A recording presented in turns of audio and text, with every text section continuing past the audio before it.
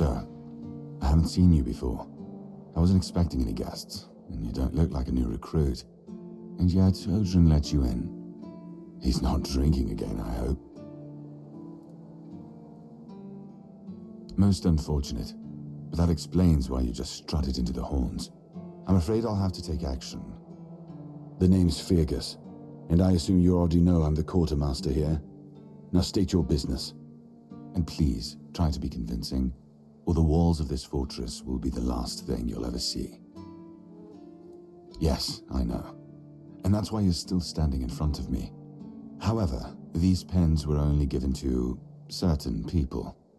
They mean that in times of trouble, these people will always find a safe haven here in the Horns. And that makes me wonder, what happened to your friend? Where is he?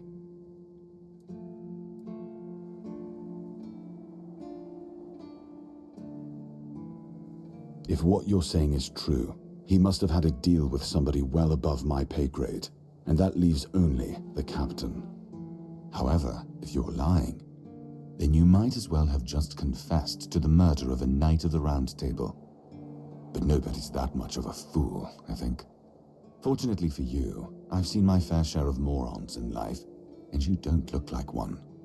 Fortunately for me, this pen only means that I'm to make sure you're safe in the Horns. Nothing about helping you out with whatever you're up to. Anyway, welcome to the Horns of the South. Make yourself at home.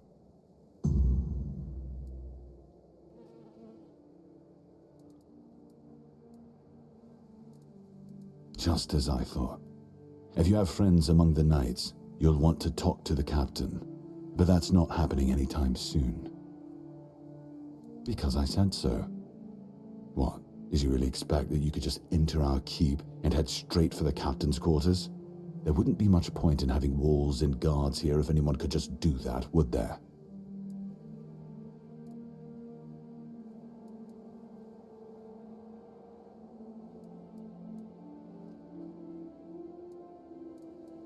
And have you helped any of my people? Or are you just here to wave that pen in my face again?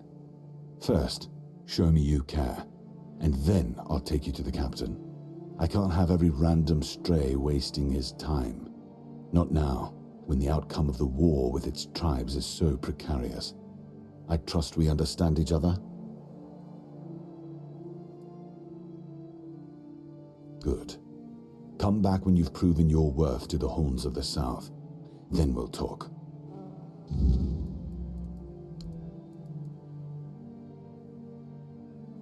That's one of our tags. Every soldier gets one when they pledge their loyalty. I just hope the body you took it from was already cold, because killing a keeper would land you in some serious trouble. You know, here's what I'm thinking. If you stumble over any of our fallen keepers out there, bring me their tags. Sure, they all swore to stay here until the bitter end, but they have families who deserve to know what became of them. It's part of my duty, but since I can't send any more beyond these walls, maybe you could lend a hand. I'll pay you for every tag you bring back.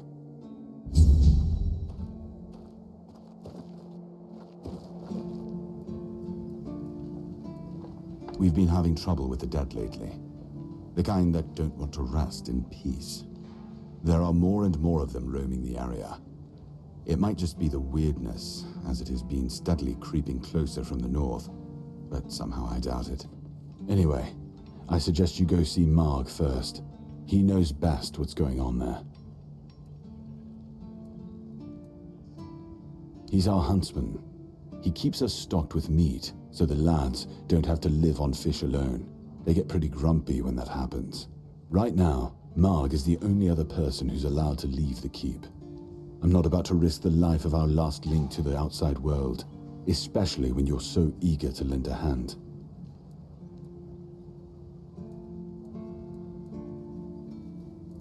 Good. Try not to get yourself killed, and get rid of whatever's been causing the problem.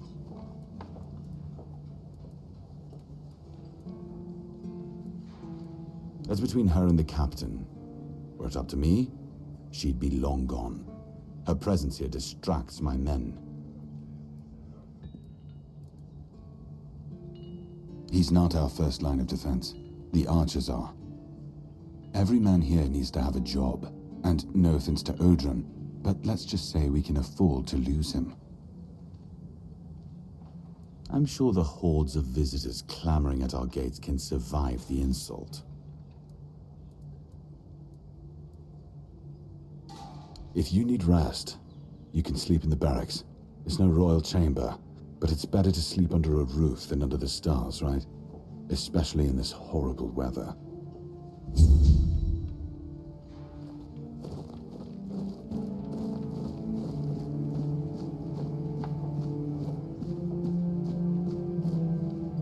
If you're here to see the healer, don't bother. He's a quack and a butcher who likes to watch people suffer. And I mean it! He's a know-it-all from Camelot, but the truth is, he doesn't know shit. All of those academic types think they're better than us village folk, just because they read a book. We've been getting by just fine without any of their crap. I came to him with a toothache, asked him to make me something for the pain, and you know what he did? He said my tooth is rotten, and then sent me to Osbrit to get it pulled out. That, and I wouldn't trust him anywhere near my mouth. Don't get me wrong, Osbrit's a decent blacksmith, but he's no good with teeth.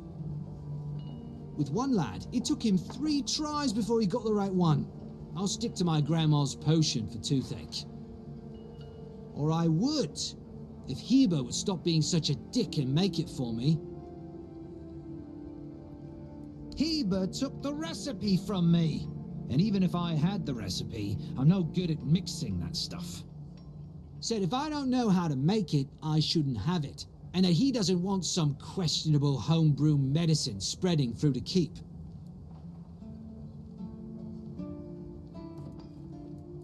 You will? Oh, you're a lifesaver. Tooth saver, yeah? No matter. Don't worry, I'll give you something very special if you bring me that remedy.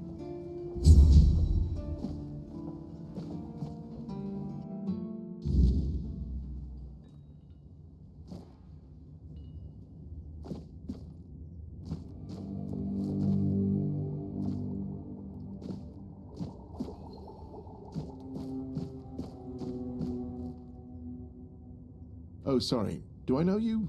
I'm terrible with faces. Either way, glad to make your acquaintance. I'm Jan Heber, a physician raised in Camelot and trained in the Royal Academy.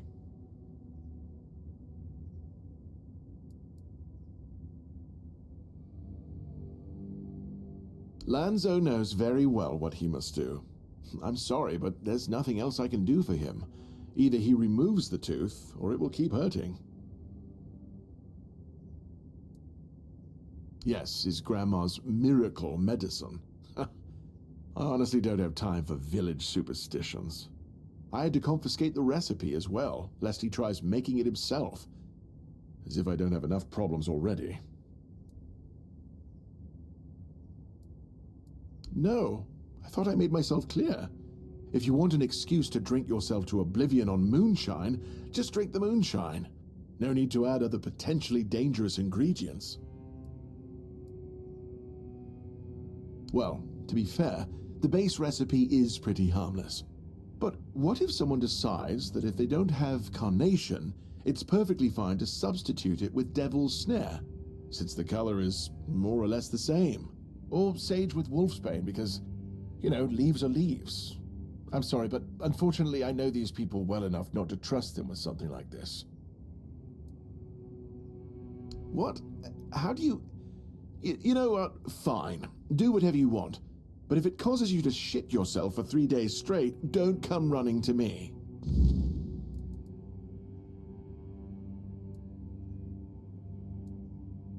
Why would you, though? Don't you have better things to do? Aha, got it. So you're up for work not out of the goodness of your heart, but for your own selfish plans. Good point. That is a very good point. But all right, if you're a mercenary, then I do have a job for someone who'd be willing to risk their life in exchange for material goods. Straight to the point, eh? All right. I need someone to perform a ritual within a stone circle nearby. You go there, read a spell, do whatever needs to be done, come back and tell me exactly what happened.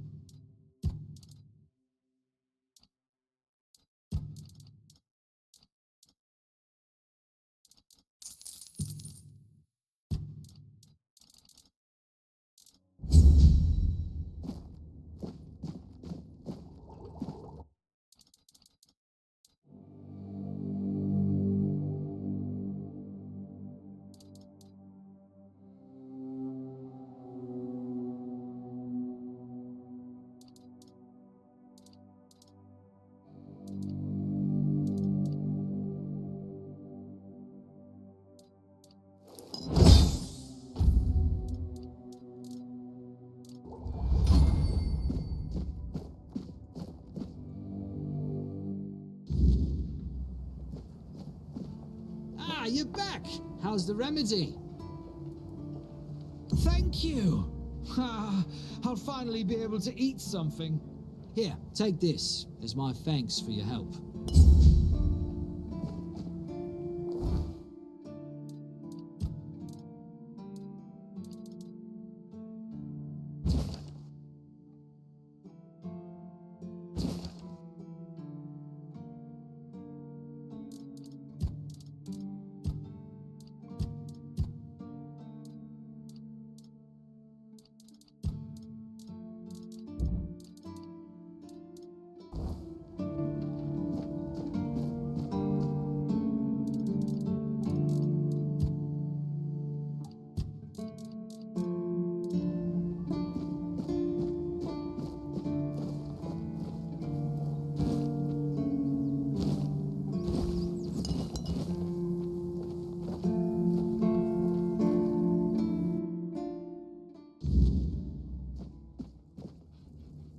You?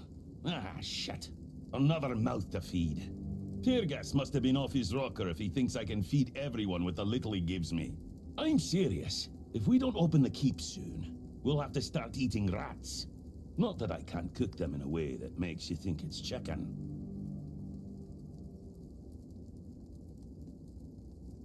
Oh, this is new. Maybe we'll get along after all. The dimwits here never want to learn. Only eat.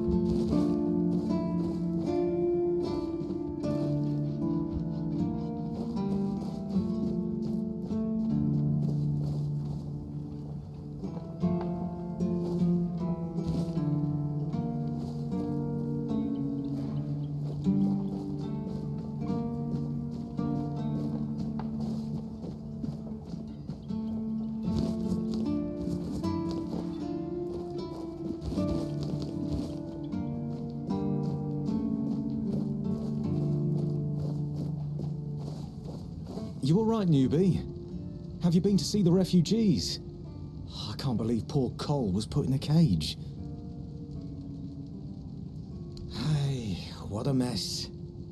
Cole came to us with a group of refugees from some nearby villages. They were looking for shelter from, well, everything that's been happening here. Bandits, the weirdness, the Del Reader, hunger. I was happy Fergus let them in and allowed them to stay. You'll meet them in the village. They live in the buildings up high. Not long ago, though, Cole started acting very strange, erratic, sometimes even aggressive. One of our keepers, Old Mahon, tried to calm him down. He might have used too much force, and Cole felt compelled to defend himself. He bit Old Mahon. And since then, the old fool has been lying in the infirmary. Frankly, I think Mahon brought it on himself. They shouldn't have put that poor man in a cage. Wait, if you ever meet Patrice, please give her those flowers. I know it's not much, but I'd like her to know she's not alone. I support her and the other refugees. And I'm sure there are more of us who do.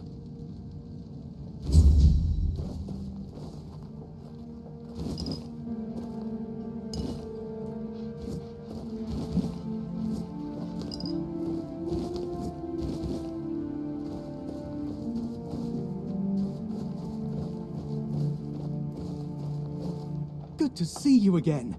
The pledge today was very interesting, wasn't it? The certainty in Quartermaster Aymer's voice. Beautiful. Makes one eager to start work. So, what do you need this time?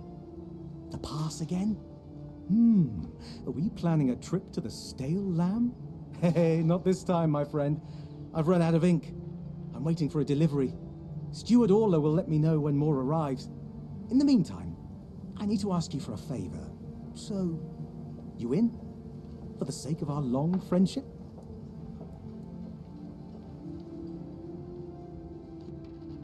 You do know it needs to stay between us. Do you understand? Say you understand. Fantastic. So, here's the thing. On a recent night out at Wrongs, it seems I may have left some sensitive documents at the bar. Documents, with Captain Fergus' seal. But not necessarily sealed by him. You know what I mean. I can't really go there right now. Could you get them back for me? I'm sure it won't be too much of a problem. Splendid! When you have the documents, meet me at the third crowing of the rooster. Or just find me. I'll be around.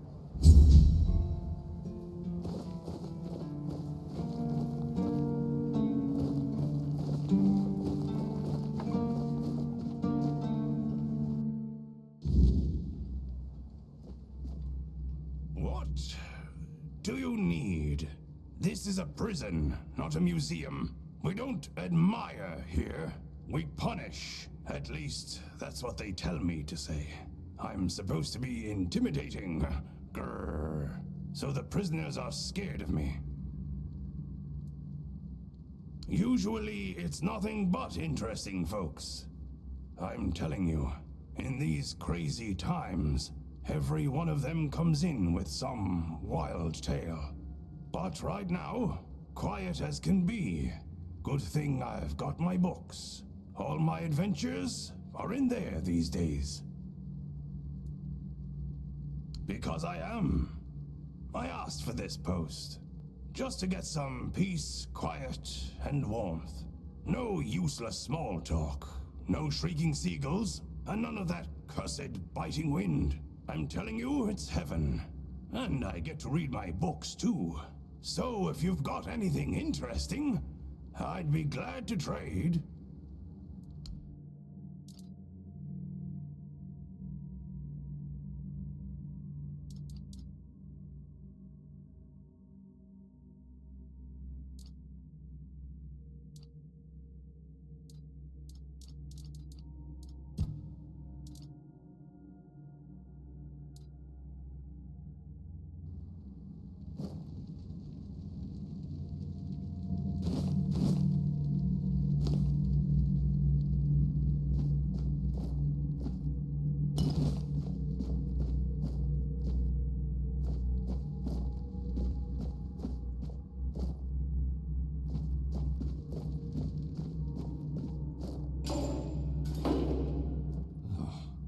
Who are you? What do you want? I don't recognize your face. Hi. I am. They told me it's for my safety, and the safety of others. I don't like it. The keep is supposed to be my home, and yet here I am, locked in a damn jail. That cursed madman from the refugee group bit me. I think his name is Cole. The boys told me he's locked up in a cage now. Good. That's the proper place for animals like him. By the All-Mother, if I'd known he was carrying some foul disease, I wouldn't have gone near them. He's just mad. I told the others the group of refugees would bring no good here. And as you can see, I wasn't wrong. Cursed bastards. Damned if I know. Whenever I've had a fever or cold before, I could always explain it. But this, I can't find the words. Sometimes it feels like I'm fading away. Like the part of me that makes me who I am is disappearing. I don't know how to describe it. And there's a voice at times. It calls to me. Each night it draws nearer. Like a dreadful howl. Not at all human, that's for sure. At times, I hear our words within it. But more often, it's like a noise from deep within the bowels of the earth. Like something very wicked. The medic and that red priest both came to see me. Both shrugged, offering no cure. Heber says I should wait. But if you've got anything stronger to drink, I wouldn't say no. It might ease the pain. Even just for a little.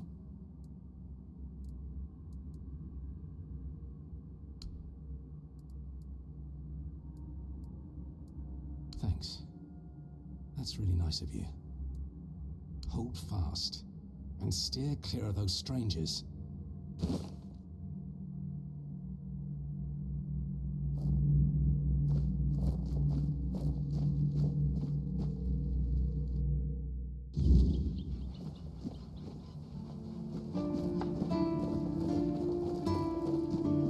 I like it when things are quiet.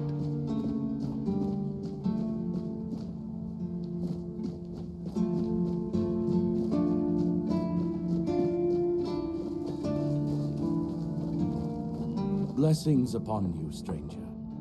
May the word always resonate within your soul.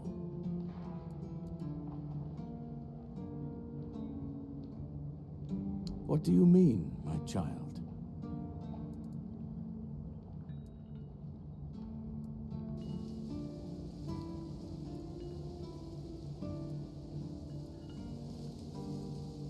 Indeed, my child.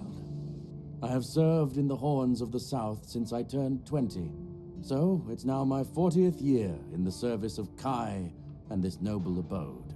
As for the asylum, I only know as much as my brothers deem necessary to relay to me in their letters. I only receive reports on their progress towards curing the Red Death. I'm afraid that I simply cannot believe your blasphemous words without proof. Father Leon. I knew him in my youth. He was my mentor, a truly devoted servant of the Prophet. Back then, he was already showing signs of being overly devoted, let's call it. He followed the word and the word alone, which might seem commendable, but it doesn't necessarily make for easy, everyday communication between brothers. He answered questions with quotes. Can you imagine? We never knew whether his faith was truly that strong, or if he was just mocking us. So, this letter, well, it doesn't prove much. It's true that it's written in a normal way, and not using quotes, but the seal matches, and the handwriting too, so I dare not question its authenticity. I dare say, however, that Father Leon's devotion might have turned into madness. Why shouldn't it? Certainly. Kai's blessings know no bounds, but sometimes it's useful to seal them in a handy flask.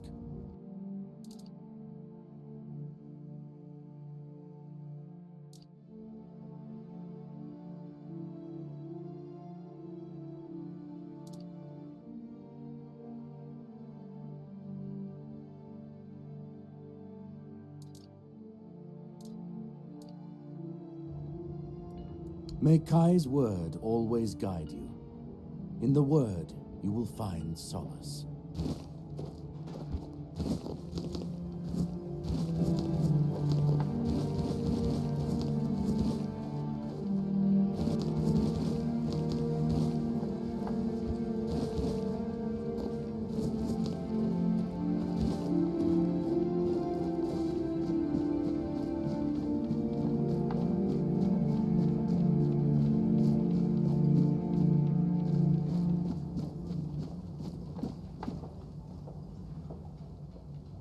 This feeling, it was so strong, so real. I remember now, the weight of it, the power. This blade was never just steel. It was a part of me.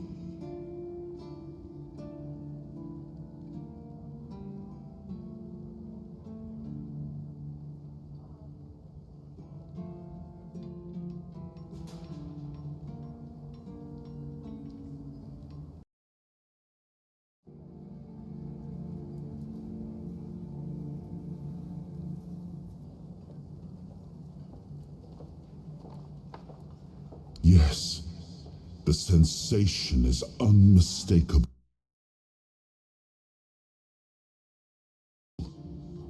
It carries a part of my legacy. A sword like that, it doesn't yield easily. It demands strength of body and of will. You'll need to grow stronger before it will choose you.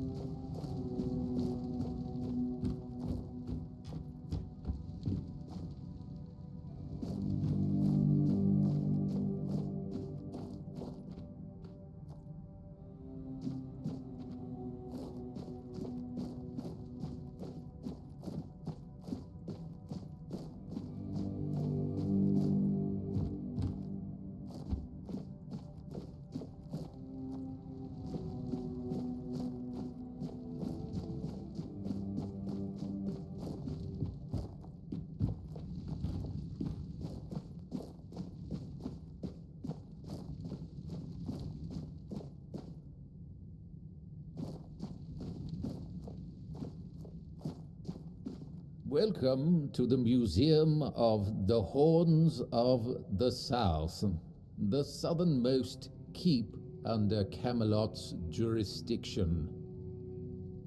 My name is Ridderick, and I will be happy to introduce you to the rich history of this fascinating place. A history that began 623 years ago with the first keeper, Sewell Firstfoot. I'd also like to bring your attention to our numerous exhibits that are, as I like to say, inanimate witnesses of the history of the Horns of the South.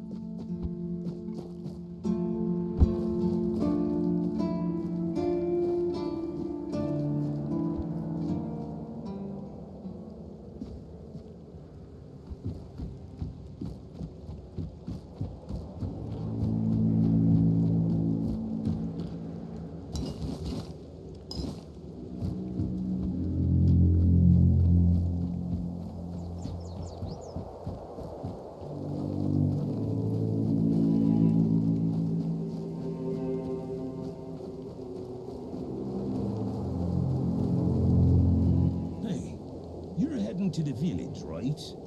Tiernan should let you in. Take this medicine to my father, will you? Goban is a loud man. You shouldn't have trouble finding him. Offer. Seriously? You'll have my eternal gratitude, but nothing more for now. Go on. Take it. Come to me afterwards. Keep your head down.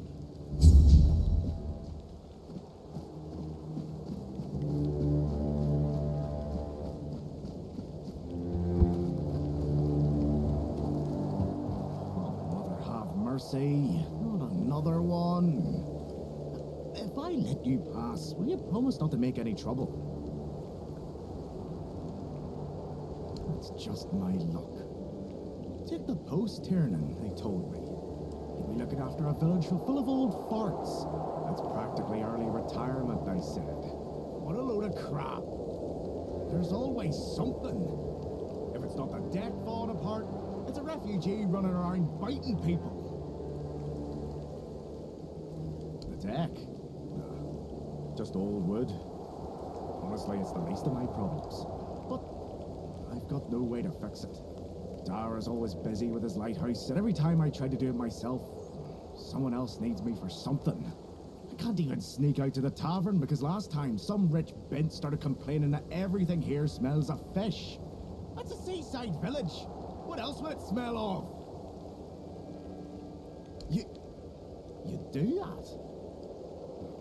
That would be a huge relief. Well, maybe not huge. There are bigger problems, but it'd be a start. Truth be told, I don't know why they want it so badly. It's for boats. No one here even uses boats. But, well, you know how it is with old folks. Once they get fixated on something, there's no point in arguing. I'd pay if I could, but this was supposed to be my job. The budget's long gone. But if you're interested, I could teach you a thing or two about home decor. Not exactly standard keeper knowledge, but, well, we all have our secrets.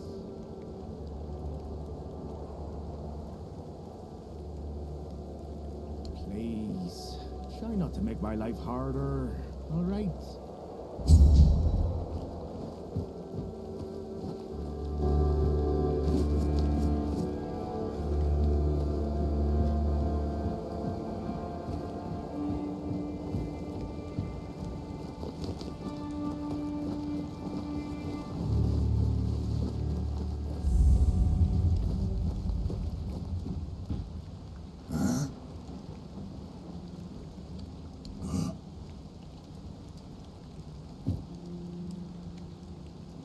What do you want? To gawk at the beast? Well, I'll have to disappoint you. My Cole is not the monster you all believe him to be.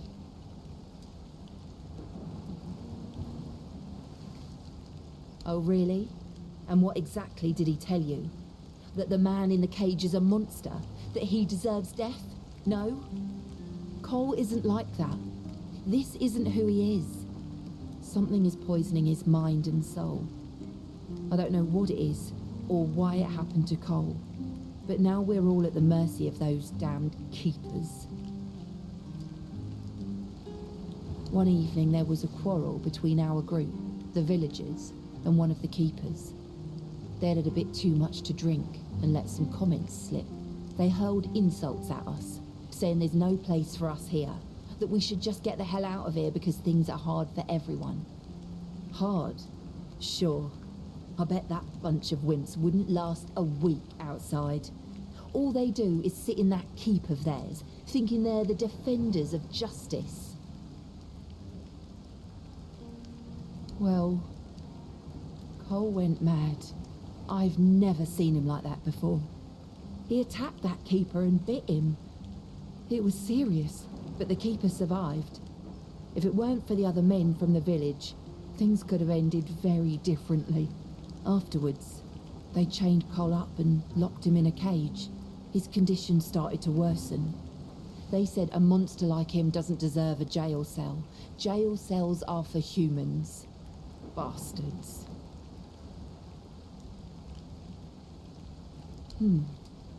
This might sound silly, but before we reached the keep, we came near a strange structure. The locals call it the Arch Spire.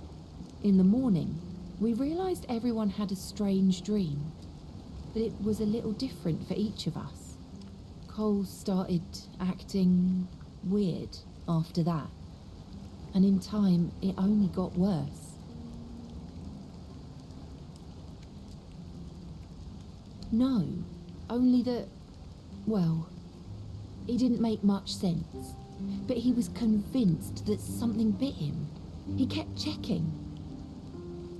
It must have been some bug. Something changed by the weirdness that must have caused his fever, his insanity.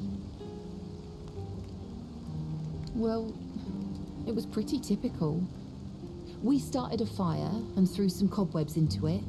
Frank brought them back from one of his treks. That boy could always find them somehow. It was our protection from the night and the weirdness. Ellis was on watch that day, but from what he told us, he eventually fell asleep. We were lucky no one slit our throats. We set up camp near the Arch Spire. We hoped that bandits wouldn't dare to venture into a place like that. Well, now I know why we could have been right. With everything that's been happening lately, I'm ready to believe in every strange thing in this world.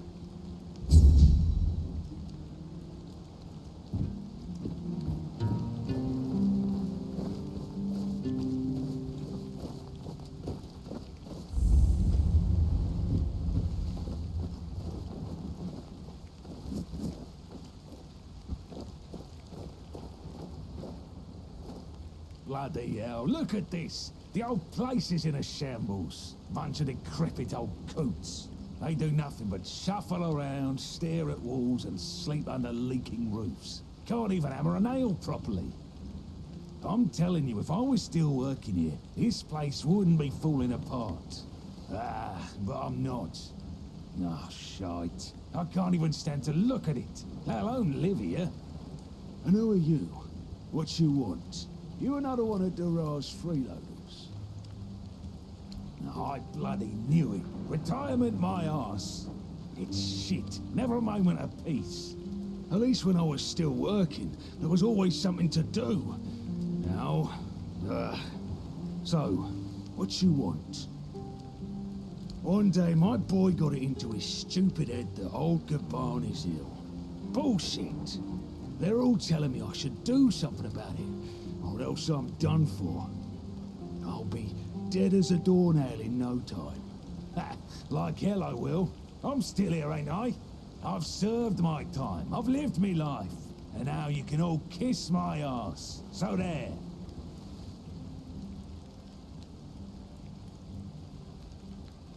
Peace and quiet. Good one.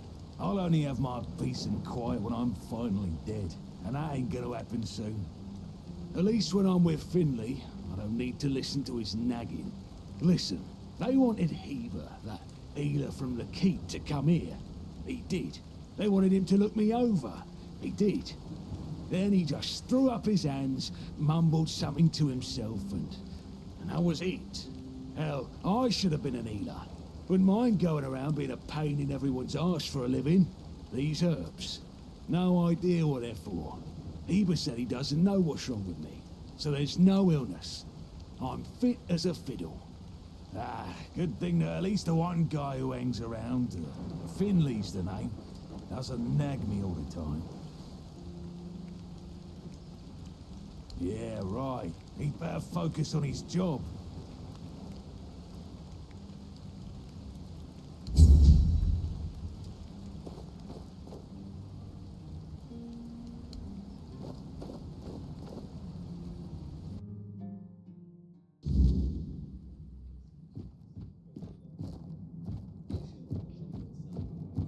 Beer from Kunacht, wine from Farshire, moonshine, only local, the best there is. And fish. Lots and lots of fish. What's your poison? No, I don't recall anything like that. But that means... No. Impossible. What if... Holy moonshine. I remember. Sigibald. It was Sigibald who left those documents behind. I've no idea how you found out about it. Sigi. He's dead. Taken by a fever.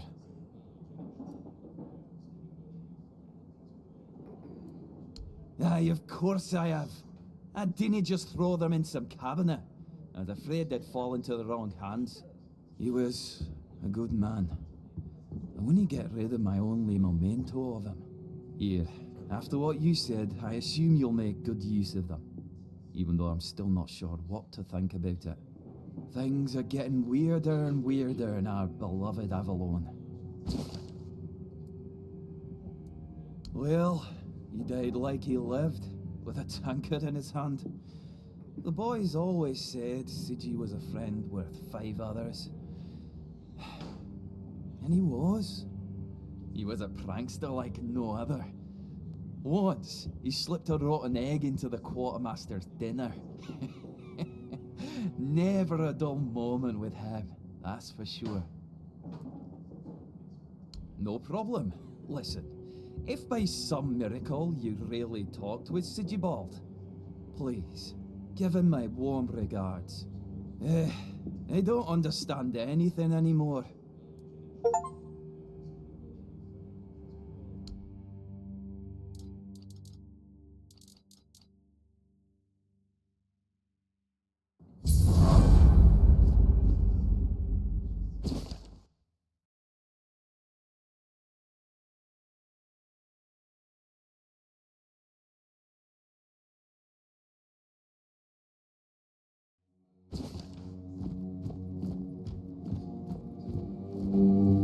Excuse me, could you get me a clean glass?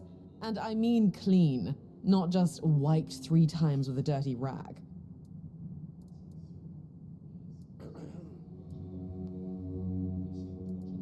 Well, I'm sorry if you felt offended. I won't bother you anymore. Hello, child. You look competent enough. I can see that you're not of noble blood. Oh, no need to tell me that. I have tutored the children of aristocrats from all over Avalon. Fortunately for you, my opinion of them is not particularly high. Oh, and you don't look like one of the locals. Are you a visitor? Or an adventurer?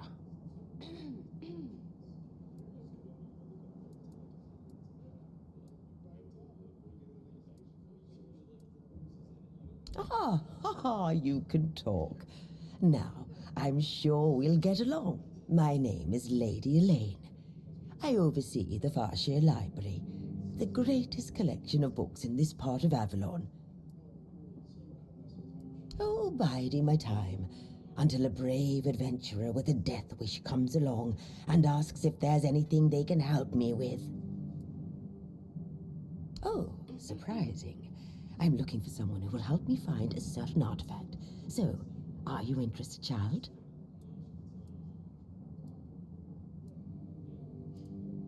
I came to the Horns of the South because I found a fascinating book. It referred to a certain object, a figure most likely, which has the ability to dispel the wordness like a menhir can. Apparently, it can be found on the ship called Andraste, which sank over 100 years ago somewhere in this area. However, when I asked those nincompoops about it, they just laughed at me. They said that the Andraste wasn't carrying anything of value, and even if it was, they wouldn't freeze their butts off in those chilly waters. The Last Voyage of the Andraste by Elvis the Lightkeeper. He was one of the more notable keepers. In his waning years, he became an adjutant to Captain Lex. But it's best if you read it yourself. You can read, can't you? But just be very careful. This is a very rare publication. Read it very carefully, and after you're done, come to me, and I'll tell you more. A deal? Summarize? Oh, my dear child. Oh, do you really think you'd be handed everything on a silver platter? You're not as vain and conceited as certain ladies from House Macaulay, are you? You should be grateful you can learn history from eyewitness accounts. No, I'm not going to summarize the last voyage of Andraste for you, and don't ask me again, unless you want to make me very angry. And they say young people don't want to learn anything. Come on, chop, chop, chop, get to reading.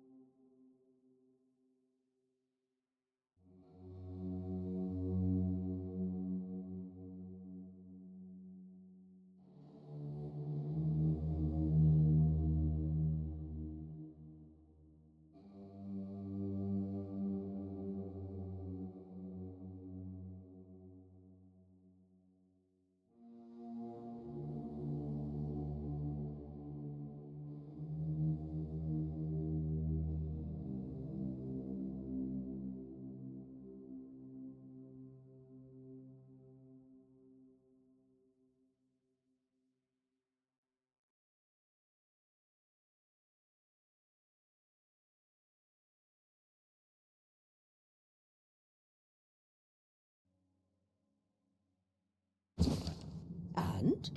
Have you read The Last Voyage of the Andraste? Oh, splendid, splendid. Oh, it's an excellent book, don't you think? Now, let's test your reading comprehension. According to Elvis the Lightkeeper, in the mine near the Horns of the South, they found something that they took with them on the ship. Do you remember what that was, child?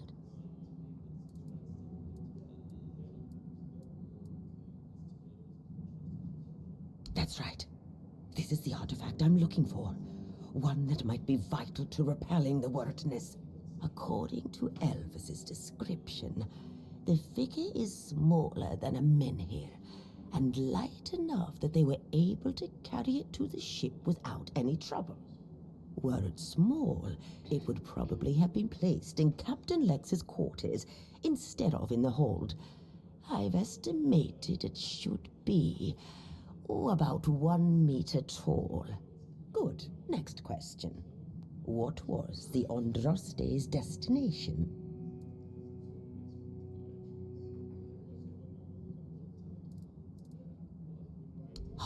And you're telling me you've read it? By the All-Mother, it's like dealing with a 10-year-old. You need to read this book a little more carefully, child. Come back when you've done more than just skimmed it.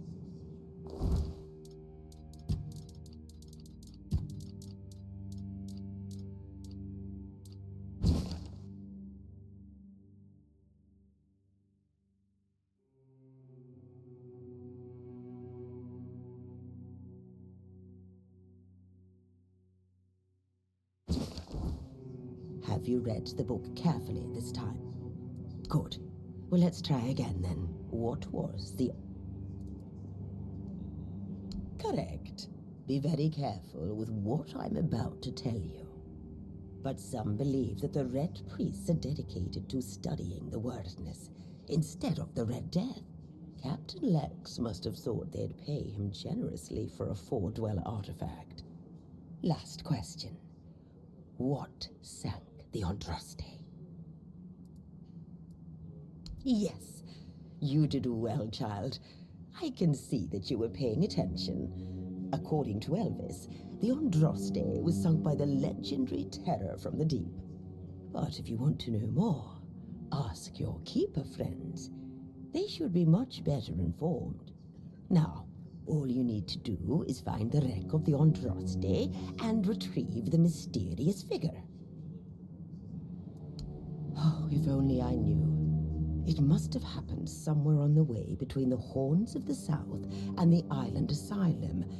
Oh, but where exactly? Fortunately, I know something that could help us. In the Horns of the South Museum, there are some extremely interesting books and documents lying around and collecting dust. Can you imagine having such treasures at hand and choosing to completely ignore them? Oh, barbarians. Among them, you'll find the Andraste's logbook, which was saved by Alvis. I've read it, of course, but I know nothing about sailing. I'm sure such a competent child as yourself will handle it much better. Go to the Horns of the South Museum, read the logbook, and then tell me whether you managed to locate the wreck of the Andraste.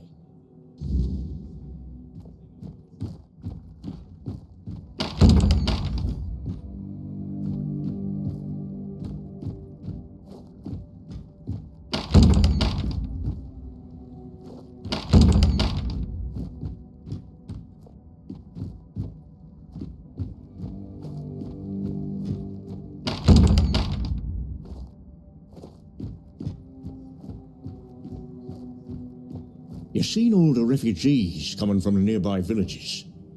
They're trying to get away from the bandits.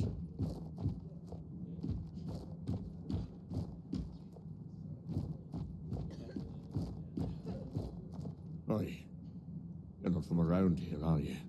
Come on, sit down and tell me something about the world out there. Don't know. If I knew what to ask, I'd have asked it already. Now that I believe. Everywhere's a mess, even here. I remember when we were held in the same regard as Camelot. Look at us now. They're taken in wimps. It's nothing like the old days.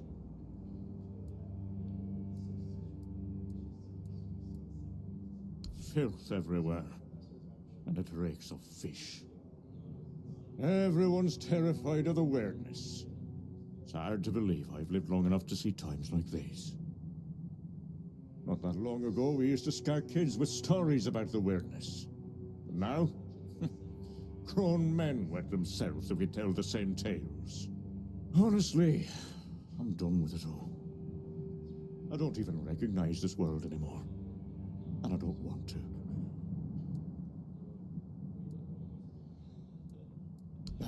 You bet they were. It's all been falling apart ever since they put Captain Brendan in charge. That one's got two coins where his eyes should be, if you ask me. Doesn't care about anyone or anything. He's just looking out for his own skin. Worst captain I ever served under, no doubt. Not that I serve anymore. I'm retired now. Don't even get me started. Fergus always claims he's busy, but for the life of me, I can't figure out what he actually does. Probably just pretends to work. I talk to Riderick from the museum sometimes, but that one's a real know-it-all. We always end up arguing about how things used to be. If you ask me, they're all just as bad as each other. It's never gonna be the same again. My brothers are gone, and I'm left here, all alone. Go on, leave me, like everyone else has. There's nobody left with any sense to talk to.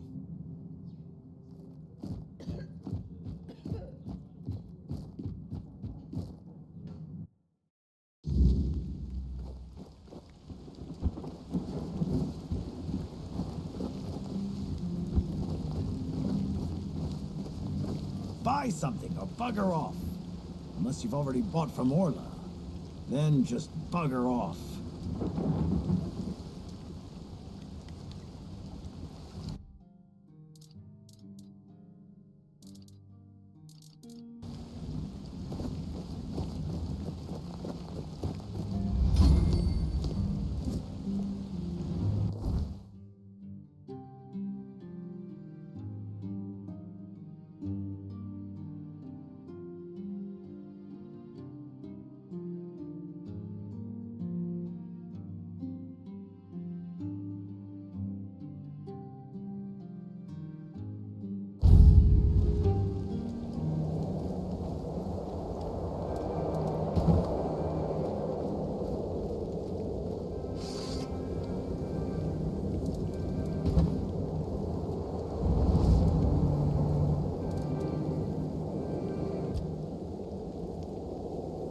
Seawall. He was the first to set foot on Avalon, not me. He decided that if anything were to attack us in this strange land, he would shield me and take the first blow himself. I remember loyalty. A fierce, unwavering loyalty.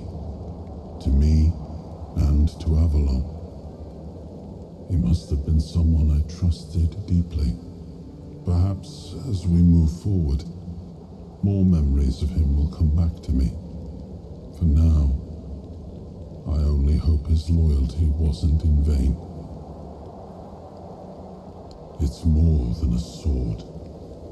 It's a promise. A blade that stands for unity, for strength, and for hope. It wasn't just mine. It belonged to Avalon.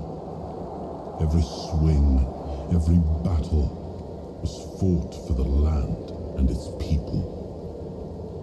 But Excalibur is also a burden. It demands more than just skill. It demands purpose. Without that, then it is just steel. Ah, the horns of the south. The crown jewel of these lands. We had barely laid the foundations of Tainted Grail when Seawall and his men had already built a lighthouse, eager to guide our ships to them. He always had a competitive spirit. Of course, it helped that he took every sailor from the homelands with him, along with a handful of knights, so they could learn from one another. And thus, the Keepers of the South were formed. I decreed that every sworn keeper would stand as an equal to a Knight of the Round Table. I doubt they still honor that law. But I am glad to see the keepers grown. In my time, there was only a lighthouse and barracks.